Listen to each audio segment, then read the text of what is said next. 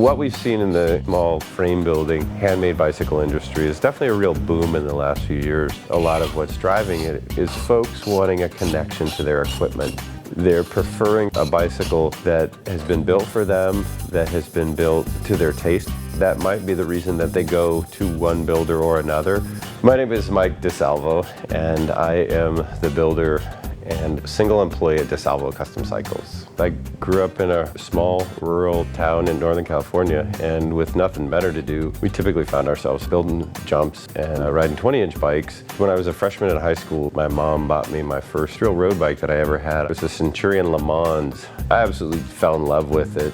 Shortly after then, I got a job in the local bike shop. It basically paid us half the labor. So if you were good at working and wanted to work, you could make some money. Did that all through high school. I graduated from high school, took classes at United Bicycle Institute, and was fairly young, got the itch and loaded up all my stuff, moved to Colorado for a time period. And while I was out there, I had a lot of fun racing bikes, mostly mountain bikes.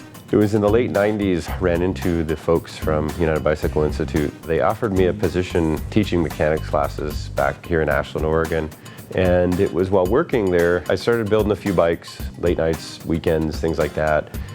And I did this for a few years, and lucky for me, I had a number of folks who were in the bike industry and wanted a bike that I built. After a few years of that, I just decided one day that it seemed like there was enough orders on the list that I was going to go for it. What it meant was in those early days is I was, out traveling, I was going to races, I was going to bike shops. I mean, I can remember basically talking to anybody that would listen and showing them my bikes. So I build bikes out of both steel and titanium. The titanium is more expensive, it's going to be lighter, whereas steel is a real classic ride that many people appreciate. The way I begin with the bikes is that I do a CAD design on the computer, and that will go back and forth between myself and the customer a few times. Once we get the design where we're both happy with it, then I'll get to work in the shop. What I'm going to be doing is I'm going to be mitering the tubes, then they're going to be TIG welded together. And voila, it's starting to look like a bicycle frame. So once I'm done with the frame, if it's a steel frame, it will go off to the painter. The customers do get to pick the color and put a real personal touch on it, and then comes back to me for final prep and off to the customer. At the end of the year, I typically build somewhere around 120 to 140 bikes. At this point, DeSalvo Custom Cycles is truly a one-man operation.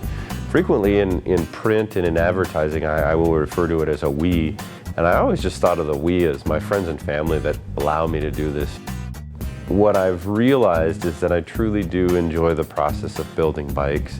I've heard it referred to as the pursuit of craft. It's just raising the bar. It's making the next bike better than the last one. It's making the bike more aesthetically pleasing. It's making a bike that rides better.